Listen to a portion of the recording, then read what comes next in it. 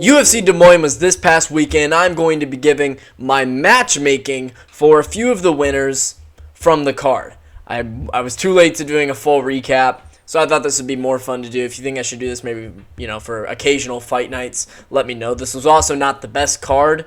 There weren't a lot of very, very interesting fights on this card, so I think it's more interesting to talk about the next fights coming up. I got 5 of the winners from this card. I did not talk about Bo Nickel. If you want, I'll say Bo Nickel should fight Shara Magomedov, which honestly might give it away for who I'm matching someone else up in this video. But let's move on to my first matchup. Amanda Lemos versus Jillian Robertson in an Apex co-main event or feature fight. Knowing the UFC, they'll probably make this a main event because we just need to see it. But it makes perfect sense for the division. Lemos is ranked 4th. Robertson officially moved up to number 9. She's on a huge win streak. She's looking great right now. And Amanda Lemos is on a little bit of a loss streak, I think.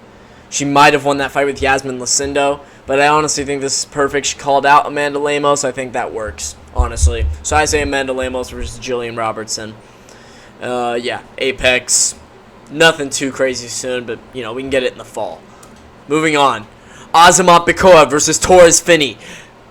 I would like it to be sooner. Put it on the Baku card, but realistically, UFC Fight Night Abu Dhabi, July 26th. Kill him! Kill him! Bikoev! Now, I don't know if any of you have been seeing Bikoev's Twitter recently. I'm going to do another video covering some news and stuff, and that's going to be a part of it. But Bikoev, I called this dude being a prospect, and he looked amazing. First round finish once again. Looks great. He's going to be a true prospect in this division. He's on a huge win streak right now. I think he could fight a ranked guy now, but I think it's good to build him up. I've seen Jack Hermanson thrown out there, and I think that's more of a favorable matchup from the UFC because Torres Finney is only 1-0. But this is the fight we want to see. Right, guys? Kill Torres Finney in Abu Dhabi. Enemy territory. Bikoev will get it done. All right. So I think this is the fight to make. Bikoev looked great. And Torres Finney, I think this will be the fight that kills him. But Azamat Bikoev is going to be a true prospect. On a serious note, this dude's a problem. Like, he is going to be a top 10 ranked middleweight in, I give it, a year and a half. I think he's really going to climb to the top really quick, and I think we're going to see it. He's got amazing finishing instincts. He's got a lot of power. Anytime he lands, you see guys stumble. He's a little bit shorter and stockier for the division, which is honestly becoming a little bit of like an advantage nowadays. You see guys like Buckley, Torres Finney, for God's sakes. I think this is a great matchup, and I think Bikoev is going to be a real problem. So I think Bikoev gets this one done easily, and then maybe we see him against a Jack Hermanson, and he starts getting into ranked territory. Moving on, Kyler Phillips versus Montel Jackson. I don't need to see this anytime soon. Montel Jackson's performance was really mid, about what I expected, honestly. It was kind of boring. Daniel Marcos was doing his best Mario Bautista impression, and Montel Jackson was trying his best to make it somewhat entertaining, but it still wasn't the best performance, and he barely won. So, he has solidified his spot in the rankings, and yes, he should be fighting up the rankings. But this is a perfect matchup in terms of the rankings. They're both young. Phillips is off the loss to Rob Font where he looked like trash. This is the fight to make. Throw it in the Apex. It can be a feature fight, and that works for me. But I don't need to see this anytime soon. All right, you can save this for December, okay, for all I care. Let's move on to the more interesting matchups here. My final 2. I did want to make this a little quicker.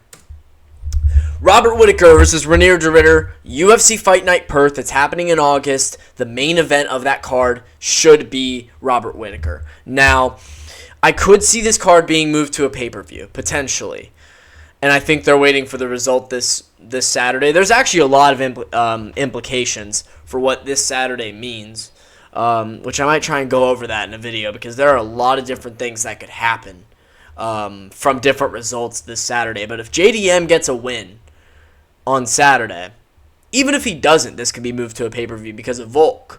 But if JDM gets the win this Saturday, I would not be shocked if the UFC does move this Perth card to a pay-per-view and JDM, and we get JDM and Volk on the same card. JDM Islam main event, Volk co-main against Evloev.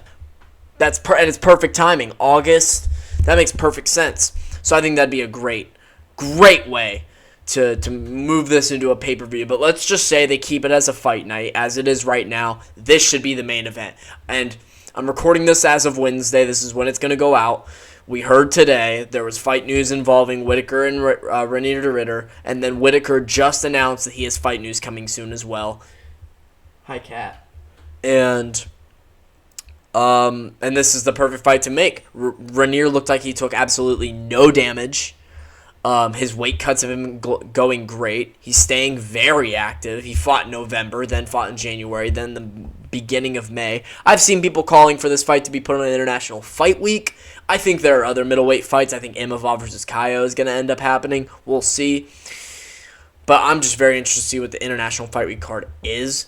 But I think this fight should be the main event in Perth. It's not too much of a push on de Ritter, but it is... Simba.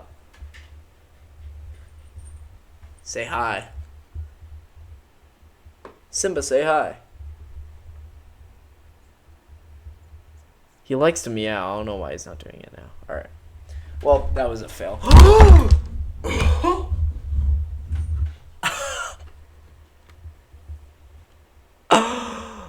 Almost lost you there. God, that was so intentional, guys. That's how de Ritter would win this fight. Alright, just by crashing everything down. Okay, but anyway. I think this is the right fight to make. We already heard this is a potential matchup. I think it makes sense. De Ritter, he's on a 3-fight win streak. He's looked fantastic. He's finished, I believe, in all of those performances. He's really jumped up. And being a past champion, I think that gives him favorable matchmaking. And I think this saves the middleweight division. If you think about it, we do Whitaker versus de Ritter. Get de Ritter towards the top of the division now. And if de Ritter wins, then it's like, well, the Bo Nickel loss hasn't aged so badly because de Ritter beat Whitaker, you know? So that would be good for the UFC. Izzy versus Strickland, they're going to push that off till the end of the year, I think. They'll put that on like a Vegas pay-per-view, co-main event, Strickland versus Izzy, 5 rounds. The rematch, they'll totally do that. So I think they're going to push that off for the end of the year. Strickland's also like extremely fat right now if you look at his Instagram, so he is not fighting anytime soon. That fight gets saved to the end of the year. I think Imavov versus Kaio is going to end up happening International Fight Week or maybe later, maybe the Paris card. I hope it's International Fight Week, though. That would be good for the middleweight division to get moving. And then this fight would be perfect because this would be around the same time we get Chimaev versus Duplessis. If de Ritter wins, he really immediately gets into talks with a Duplessis fight, which everyone is very interested to see, of course, which that's the fight you do in South Africa. And, you know, if it's not Izzy. And then you do Cannonier versus Fluffy, you know, and then the winner of that gets a big contender fight. So I think this really does save the division, and it's a perfect fight to make for Perth as well. You know, the Australian, Whitaker, he's back, you know, he took some time off. It's perfect timing for him.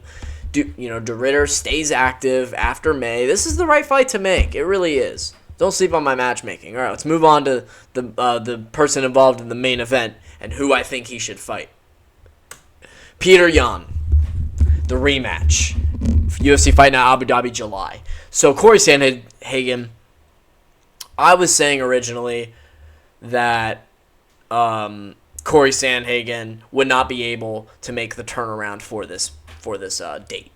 However, he clearly took no damage in that Davison-Figueiredo fight, and I really do think that he would be willing and ready to fight Peter Yan in Abu Dhabi. Now, however, the rumors are true that Tim Walsh's podcast, he did kind of announce it, that Marcus McGee had a fight with Peter Yan, and it did kind of get announced, it got rumored for that card because Yan doesn't want to wait anymore, but this fight makes much more sense because this is a number one contenders fight.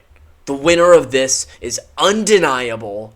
You make this 5 rounds, fight night main event, Abu Dhabi, co-main event. I believe that's where the first fight happened too, so this is a perfect arena for it.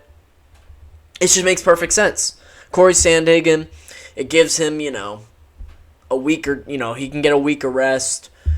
Doesn't really have to recover from anything. Just get a week off and then jump right back into fight camp. Get ready for your biggest fight yet in a title eliminator fight back in Abu Dhabi on the same card that he lost to Umar last year, but this time against Petr Yan. Perfect fight to make. Then you can do Umar versus Marcus McGee, right, UFC? Because that honestly makes more sense. Because Umar still hasn't beaten anybody.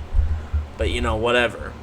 They'll probably do Umar Song Yadong since that fight was originally agreed, and that makes more sense in the division right now. And Song Yadong, recently moved up to the top 5 after Figueiredo moved out.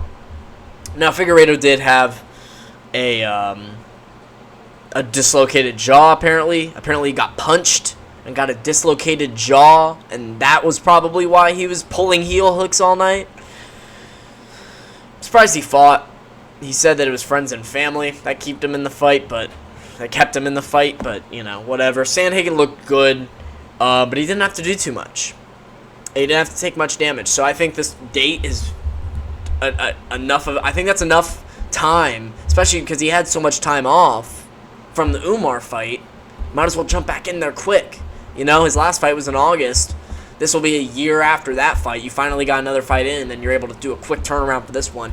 Now he's got to be careful because this is a big fight, and you can obviously get those injuries in a quick turnaround. This is perfect timing for your Petr Yan, and I think he would win this fight.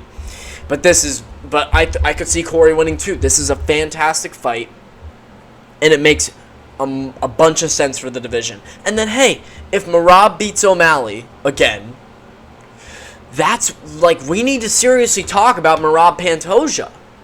And I could see Pantoja's next fight not getting announced until that Merab fight finishes. And then we could do Merab Pantoja. And this fight will, in the meantime, and then the winner can get a little bit of time off. We could do Merab Pantoja in October and then get this fight in spring of next year. They get a little bit of time off, works out timing-wise. I think that makes more sense. I'm thinking really far out here, but still, I think that makes a lot of sense. Yeah, that's all I've got for this one. It was a mid-card, to be honest, guys. Didn't really deserve a full recap. This isn't going to be a regular thing unless I think it's a better card to do it for, unless I have a lot of things to say, which I did about the Bo Nickel thing. But honestly, I feel like a lot of it's already said. And my personal opinion is that he talked a lot of shit online, especially about a lot of these guys like Hamzat and Whitaker and Duplessis, saying how he could beat them all, and that was off of his amazing KO win over Val Woodburn. So he has no right to be able to say. And everyone's like, you don't understand the UFC, oh my god, he did this for business. It's of course he did it for business, and of course the UFC's trying to promote him. But that you don't see. You didn't see Sean O'Malley going on podcasts in his come up and being like, yeah, I could beat Dillashaw, right now. That never happened. So, people saying that it's all a marketing ploy, whatever. You're wrong. Bo Nickel was just talking a lot of shit, and he admitted that he was naive, and he took the L. He should fight Shara Bullet. Winner gets back in, potential ranked territory. But I think Bo Nickel, he's got some problems he's got to fix, and he's going to take some time off. So I think Shara Bullet's going to get back for the Abu Dhabi card. So, yeah. All right, that's all I've got. Thank you, guys. I will upload another video soon. Bye. And I'll do my recap later this week, right before the card. I'll do my predictions for the whole Canada card and who I've got and why I've got them. I bet you know who I'm picking for the main event. That's all. Bye.